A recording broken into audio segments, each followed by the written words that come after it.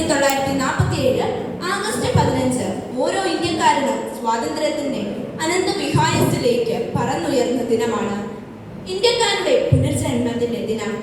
ആ പുണ്യദിനം നാം ഓർക്കുകയും ആഘോഷിക്കുകയും ചെയ്യുമ്പോൾ ഭാരതത്തോടുള്ള കൂറും സ്നേഹവും നമ്മിൽ പ്രകടമാകണം.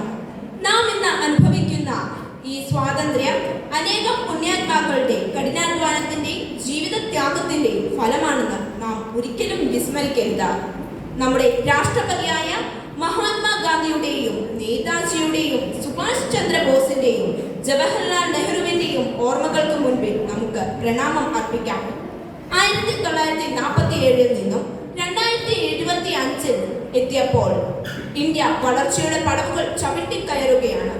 ശാസ്ത്ര സാങ്കേതിക മേഖലകൾ, വിദ്യാഭ്യാസം, പ്രതിരോധം എന്നിവയെ എല്ലാം ഇന്ത്യ ഉദിക്കുന്നു. നാനാത്വത്തിൽ ഏകാത്വമാണ് നമ്മുടെ ഏറ്റവും വലിയ സവിശേഷത. അധിനിവേശത്തിന്റെ കാൽച്ചങ്ങല പൊട്ടിച്ചെറിഞ്ഞ ഭാരതം പടുത്തുയർത്തിയ ഒരു ഏകാധിപത്യ സാമ്രാജ്യം അല്ലായിരുന്നു. അത് ജനങ്ങൾക്ക് വേണ്ടി ജനങ്ങളാൽ നയിക്കപ്പെട്ട ഭരണം എന്ന വ്യവസ്ഥയാണ്. ഭാരതത്തോടുള്ള സ്നേഹം വികാരത്തിൽ നിന്നുള്ള പ്രവർത്തനത്തിലേക്ക് കടന്നു വരട്ടെ. നമുക്ക് ഒത്തൊരുമിച്ചാൽ നമ്മുടെ രാഷ്ട്രത്തിലെ ഉന്നതിയിലേക്ക് ചുവടുവെക്കാം. നേടിയ നേട്ടങ്ങൾ തുടരട്ടെ പതിന്മടങ്ങായി. ഭാരതം ജൈത്രയാത്ര തുടങ്ങട്ടെ എന്ന് പറഞ്ഞുകൊണ്ട് ഞാൻ എൻ്റെ വാക്കുകൾ നിർത്തുന്നു. നന്ദി, നമസ്കാരം.